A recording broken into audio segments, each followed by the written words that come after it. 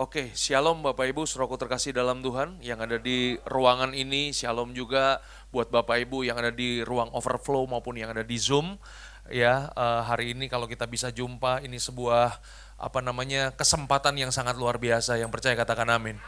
Nah, Bapak Ibu saudaraku terkasih dalam Tuhan, kenaikan Yesus adalah hal yang penting dari kekristenan kita, Bapak Ibu, dari serangkaian apa yang Yesus telah lakukan di dalam muka bumi ini ya, Bapak Ibu ya, dari kelahirannya, dari kehidupannya, ya, dari kematiannya, kebangkitannya, bahkan hari ini kita peringati kenaikan Tuhan Yesus, Bapak Ibu, bahwa Yesus ingin kasih tahu kepada kita bahwa dia bukan hanya sekedar manusia biasa, dia bukan hanya sekedar nabi biasa, tapi dia adalah Tuhan, dia raja di atas segala raja. Dia naik ke sorga, Bapak Ibu, untuk menyediakan tempat buat saudara dan saya yang percaya kepadanya, yang mengerti. Berikan tepuk tangan yang paling meriah buat Tuhan kita Yesus. Nah, Bapak Ibu saudaraku terkasih dalam Tuhan, hari ini saya diberikan tema ya, bahwa kenaikannya untuk kepentingan kita. Oke. Nah, kita akan langsung buka satu bagian ayat firman Tuhan yang saya mau Bapak Ibu pelajari. Kisah Rasul 1 ayat yang ke-6 sampai dengan ayat yang ke-11. Kisah Rasul ayat yang ke-6 sampai dengan ayat yang ke-11. Kita akan baca bergantian, saya ayat yang ke-6, Bapak Ibu ayat yang ke-7, dan kita akan bergantian dan berakhir di ayat yang ke-11. Yang mengerti katakan amin.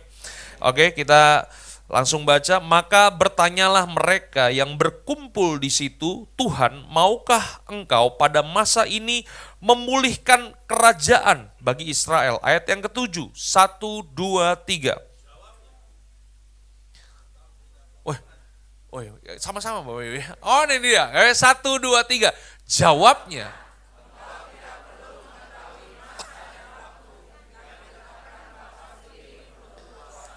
ayat yang ke-8, tetapi kamu akan menerima kuasa kalau Roh Kudus turun ke atas kamu, dan kamu akan menjadi saksiku di Yerusalem dan di seluruh Yudea, Samaria, dan sampai ke ujung bumi. Ayat yang selanjutnya, 1, 2, 3.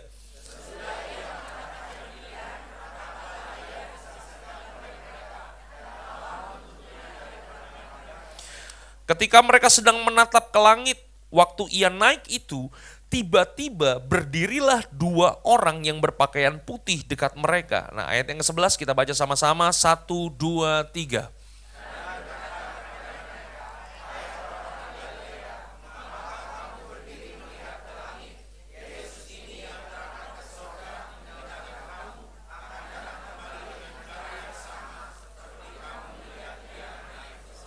Nah, Bapak Ibu saudaraku terkasih dalam Tuhan, apa sih kepentingan kita Bapak Ibu dengan peristiwa daripada kenaikan Tuhan Yesus ini Bapak Ibu?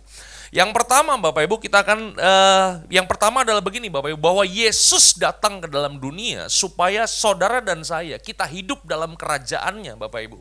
Ya, firman Tuhan katakan begini dalam Kisah Rasul 1 ayat yang ke-6. Murid-muridnya katakan begini, maka bertanyalah mereka yang berkumpul di situ, Tuhan, maukah engkau pada masa ini memulihkan kerajaan bagi Israel? Bapak Ibu saudaraku terkasih dalam Tuhan, ternyata kita mengerti murid-murid hari itu memiliki pemahaman bahwa Yesus datang ke dalam dunia ini untuk memulihkan kerajaan lahiriah Bapak Ibu. Kerajaan fisik, memulihkan kerajaan daripada Israel. Tapi sebenarnya kalau kita membaca firman Tuhan di dalam Injil maupun di dalam kitab Kisah Para Rasul sendiri Bapak Ibu, bahwa ternyata Yesus datang ke dalam dunia ini bukan hanya sekedar ingin memulihkan kerajaan Israel, tapi lebih daripada itu dia ingin menyatakan sebuah kerajaan yang rohani Bapak Ibu, yaitu kerajaan Allah. Yang mengerti katakan haleluya Bapak Ibu. Ya, jadi hari ini kita harus mengubah cara berpikir kita bahwa yang Yesus ingin sediakan kepada kita bukan yang fisik tapi yang rohani Bapak Ibu. Apa sih yang dimaksud dengan kerajaan Allah? Kerajaan Allah itu adalah sistem pemerintahan Tuhan yang berdaulat dalam kehidupan kita. Itu sebabnya kalau Bapak Ibu mempelajari kitab Injil, ketika Yesus datang dalam dunia ini, ketika Yesus berkhotbah, dia mengajar, tema daripada khotbahnya cuma satu, yaitu apa? Bertobatlah karena kerajaan Allah sudah dekat. Betul gak sih? Kerajaan Allah seumpama seorang penabur. Kerajaan Allah seumpama biji sesawi. Dia ingin supaya saudara dan saya hidup dalam sistem pemerintahan Tuhan yang berdaulat. Tuhan ingin memerintah dalam kehidupan saudara. Tuhan mau jadi raja dalam kehidupan Bapak Ibu saudaraku terkasih dalam Tuhan. Karena apa Bapak Ibu? Karena orang yang memiliki sistem kerajaan surga Bapak Ibu, maka begini, sistem kerajaan surga itu akan mengubahkan kehidupan kita sehingga cara hidup saudara, gaya hidup saudara memiliki gaya hidup Kristus Bapak Ibu. Nah ini penting Bapak Ibu. Bahkan kalau kita mempelajari firman Tuhan Bapak Ibu dalam Kisah Rasul 1 ayat yang ketiga, waktu Yesus bangkit, dia punya waktu 40 hari Bapak Ibu. Dan Alkitab mencatat selama 40 hari, dia berulang-ulang, katakan sama-sama berulang-ulang, mengajar tentang kerajaan Allah. Kita baca ya kan, sebab selama apa katanya 40 hari, iya apa katanya? Katakan sama-sama berulang-ulang. Berbicara kepada mereka tentang kerajaan Allah Bapak Ibu. Bapak Ibu bayangin ya. Kalau kita bikin kebaktian selama 40 hari. Temanya sama tentang kerajaan Allah.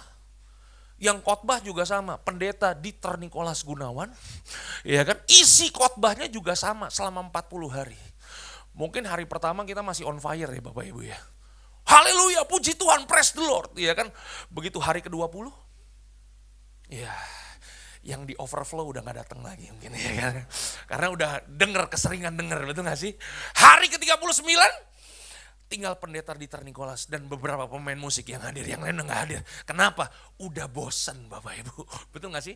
Tapi lihat Bapak Ibu ya, sebelum dia terangkat selama 40 hari, dia mengajar tentang kerajaan Allah supaya dia ingin mengingatkan kepada kita bahwa hidup dalam sistem pemerintahan Tuhan itu adalah sesuatu yang penting dan perlu kita alami dalam kehidupan. Yang mengerti katakan haleluya. Sekali lagi Bapak Ibu, hidup dalam pemerintahan Tuhan akan mengubahkan semua gaya hidup kita. Mengubahkan cara berpikir kita, mengubah sikap kehidupan kita, mengubah karakter kita. Bahkan saya percaya akan mengubah masa depan kita. Setuju gak? Ada yang pernah main-main ke Singapura Bapak Ibu? Belum pernah ya kan? Tahu Singapura? Tahu Singapura Bapak Ibu? Saya mau nanya Bapak Ibu, orang Indonesia, nggak usah orang Indonesia dah, orang Jelambar supaya lebih dekat ya kan?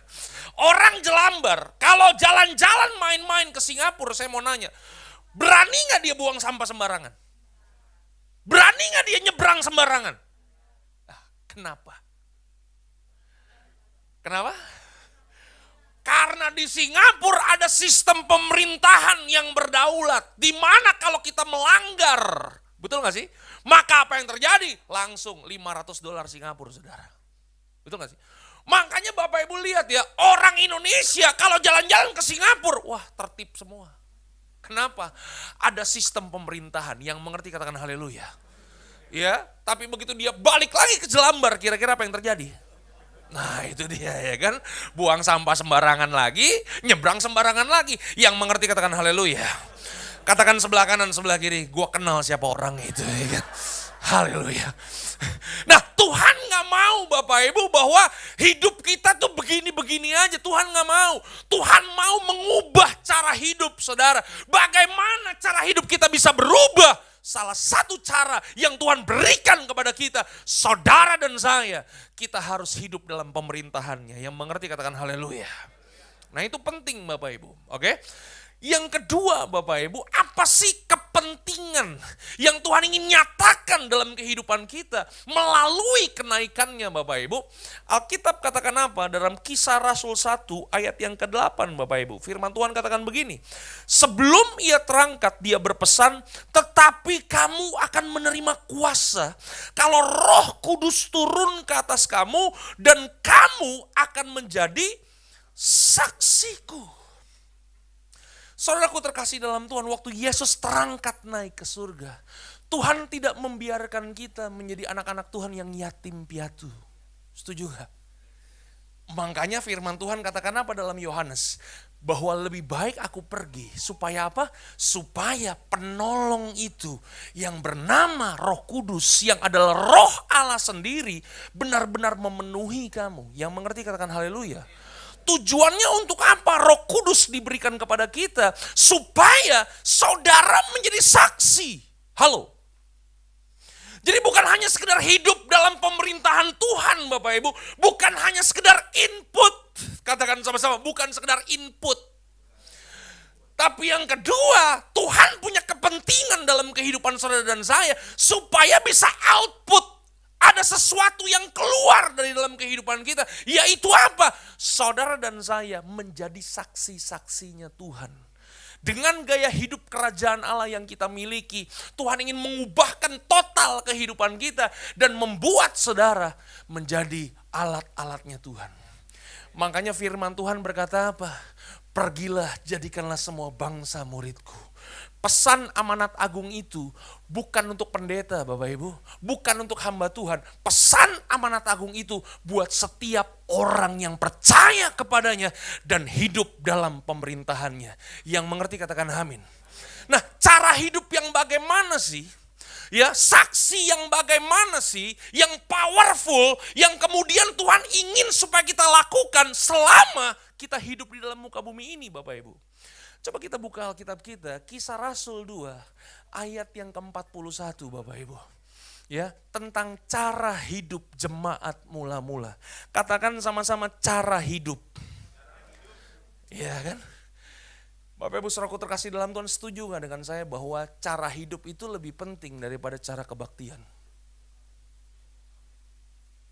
Halo? Cuman kan kadang-kadang kita ributnya cara kebaktian terus ya Bapak Ibu ya, betul gak sih? Ya kan, kita orang karismatik Pentakosta ributnya sama orang Protestan terus Bapak Ibu. Kenapa? Karena orang Protestan bilang kita orang karismatik itu kebaktian apa orang gila? Abis nangis ketawa, abis ketawa nangis. Betul sih? Itu kebaktian apa diskotik ya kan, lampu kelap-kelip, betul gak sih? Kita juga bilang menghakimi orang Protestan, itu kebaktian apa kuburan? Sepi, gak ada Roh Kudusnya. Jadi kita ributnya tentang cara kebaktian terus Bapak Ibu. Sebenarnya begini, cara kebaktian gak terlalu penting Bapak Ibu. Yang penting adalah bagaimana saudara dan saya memiliki cara hidup. Kalau Bapak Ibu saudaraku terkasih dalam Tuhan merasa bahwa cara kebaktian kita yang paling benar seharusnya terpancar lewat cara hidup. Yang mengerti katakan haleluya. Itu dia Bapak Ibu. Alkitab katakan apa? Ayat yang ke-41 dari Kisah Rasul 2. Perhatikan baik, orang-orang yang menerima perkataannya itu memberi diri dibaptis. Dan pada hari itu jumlah mereka bertambah. Berapa ribu? 3.000 jiwa. Waktu 3.000 jiwa ini mendengar khotbah daripada Petrus di hari Pentakosta, maka apa yang terjadi? Mereka memberikan diri mereka dibaptis Bapak Ibu. Mereka orang Yahudi yang berubah menjadi pengikut Kristus. Yang mengerti katakan haleluya. Nah, waktu orang-orang ini menjadi pengikut Kristus, kemudian apa yang terjadi Bapak Ibu?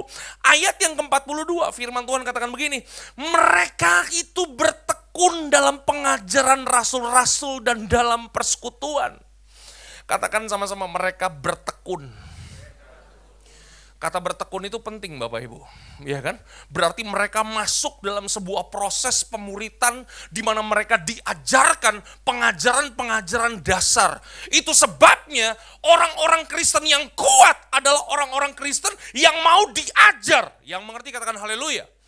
Dan mereka selalu berkumpul untuk memecahkan roti dan berdoa. Ayat yang ke-43 firman Tuhan katakan apa? Demikianlah firman Tuhan, kita baca sama-sama ayat yang ke-43. Maka ketakutanlah mereka semua. Sedang rasul-rasul itu mengadakan banyak mujizat dan tanda. Ya, jadi mujizat dan tanda itu terjadi dalam kehidupan mereka. Ayat yang ke-44 firman Tuhan katakan apa? Dan semua orang yang telah menjadi percaya tetap bersatu. Mereka tidak terkotak-kotak Bapak Ibu dengan denominasi. Mereka bersatu. Kenapa? Karena yang paling penting bukan hanya sekedar denominasinya. Yang paling penting kita menyembah Yesus Raja yang sama. Yang mengerti katakan haleluya. Ya, Alkitab katakan apa lagi Bapak Ibu? Ya, Dan segala kepunyaan mereka adalah kepunyaan bersama. Ayat yang 45. Dan selalu ada dari mereka yang menjual harta miliknya, lalu membagi-bagikannya kepada semua orang sesuai dengan keperluan masing-masing. Bayangin Bapak Ibu, jemaat mula-mula dari sejak awal mereka sudah membantai habis yang namanya kepentingan diri sendiri dan kemiskinan Bapak Ibu.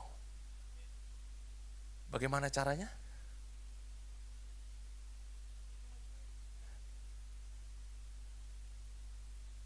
Mereka hidup bukan hanya untuk diri mereka sendiri.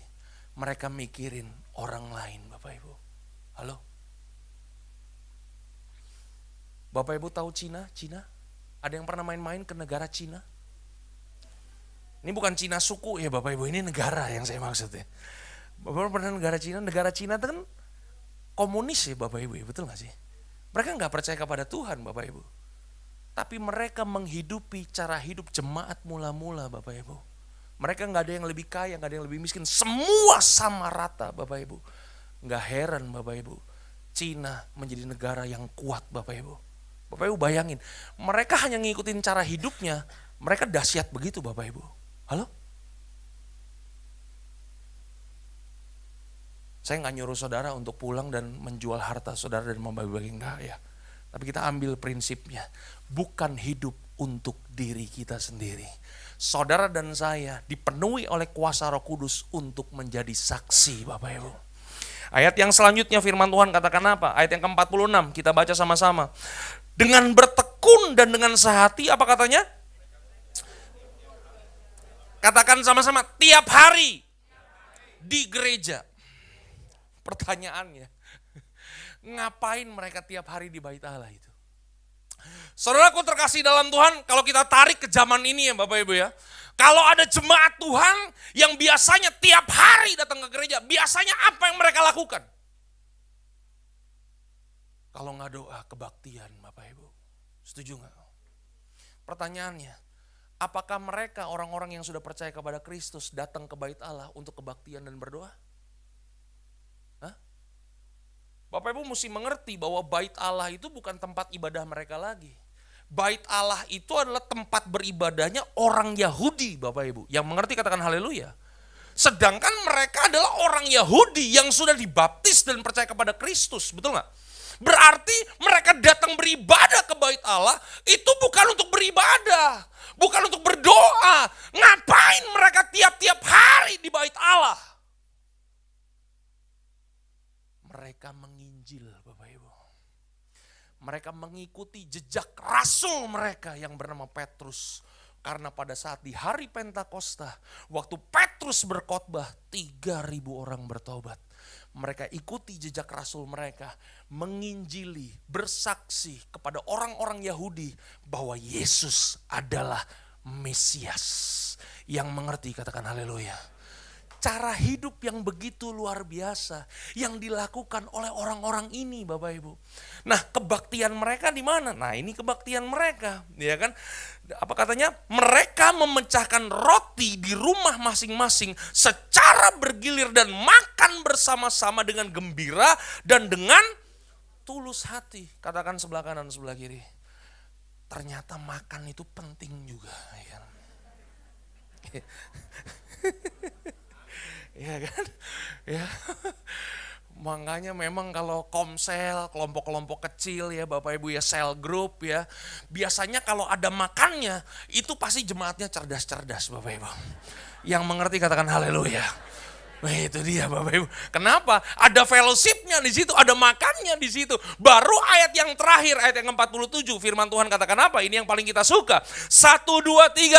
Sambil memuji Allah dan mereka semua disukai semua orang. Katakan sama-sama, mereka disukai semua orang. Pertanyaan saya adalah begini, kenapa mereka disukai semua orang? Apakah mereka disukai karena iman mereka kepada Kristus? Halo? Apakah orang-orang ini mereka disukai semua orang karena mereka habis dibaptis? Halo? Mereka disukai semua orang karena cara hidup mereka, bukan karena iman mereka. Justru nanti nih Bapak Ibu ya, kalau Bapak Ibu baca ke belakang Kisah Rasul 5, Kisah Rasul 10, Kisah Rasul 15 ke belakang Bapak Ibu, justru nanti karena iman mereka, nanti mereka dikejar-kejar nih. Mereka dikejar-kejar, mereka dianiaya, mereka dibunuh Bapak Ibu. Karena iman mereka, mereka dianiaya, tapi karena cara hidup mereka, mereka disukai semua orang. Dan ketika mereka disukai semua orang, firman Tuhan katakan apa? Alkitab katakan begini, dan tiap-tiap hari Tuhan menambah jumlah mereka dengan orang yang diselamatkan. Halo? Jadi orang di luar sana Bapak Ibu, ngelihat kita itu bukan karena fasih lidah kita ngutip-ngutip ayat firman Tuhan Bapak Ibu.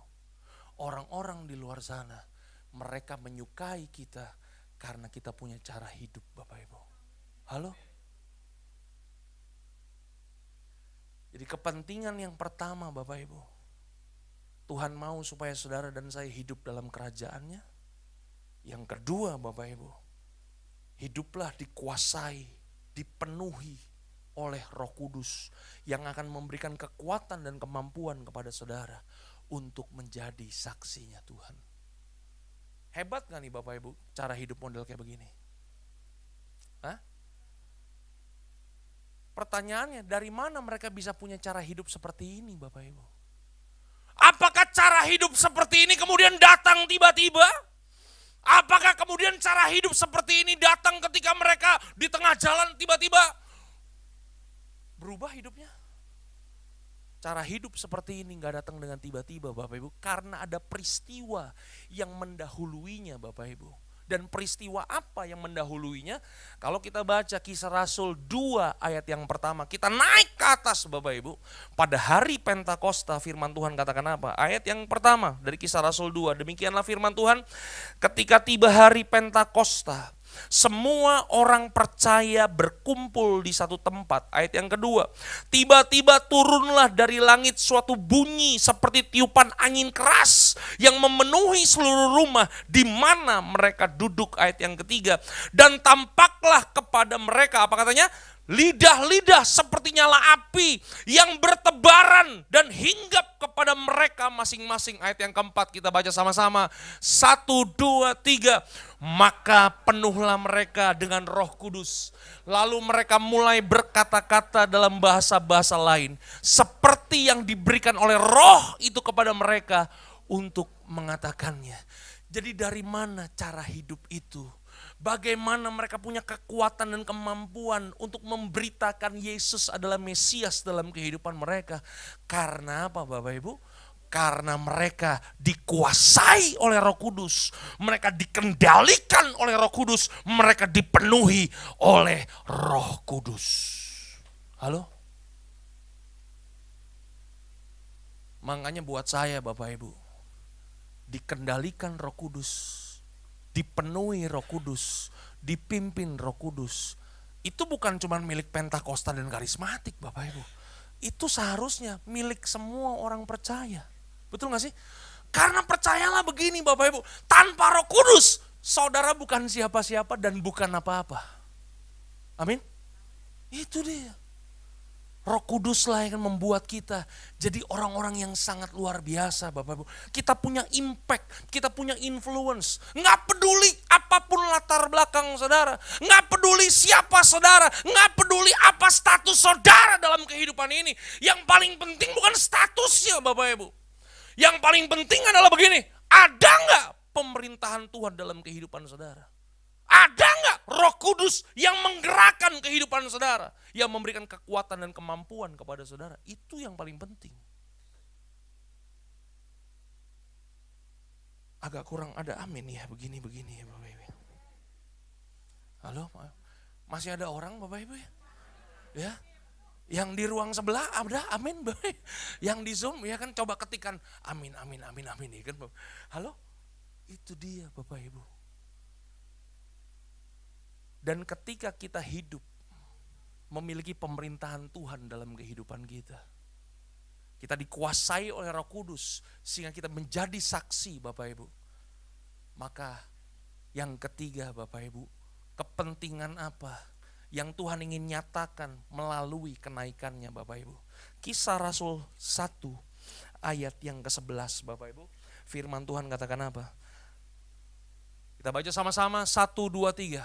Dan berkata kepada mereka, hai orang-orang Galilea, mengapakah kamu berdiri melihat ke langit?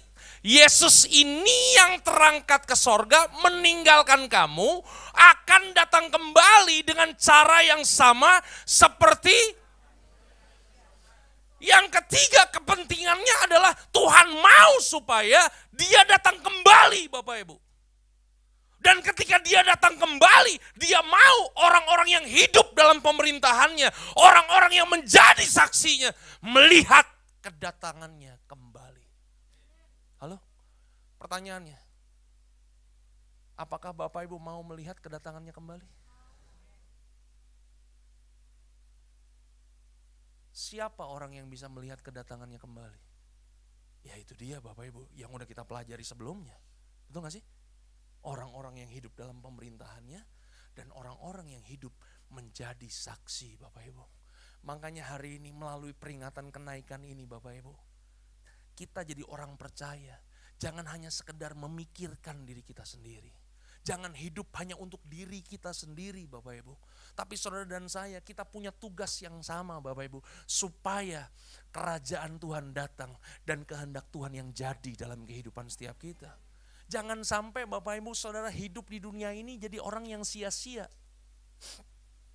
Gak apa-apa ya saya ngomong rada keras sedikit ya Bapak Ibu ya. Bukan suaranya keras ini, intinya keras, boleh? Katakan sebelah kanan sebelah kiri, jangan sia-sia hidup. Bapak Ibu tahu apa artinya hidup sia-sia?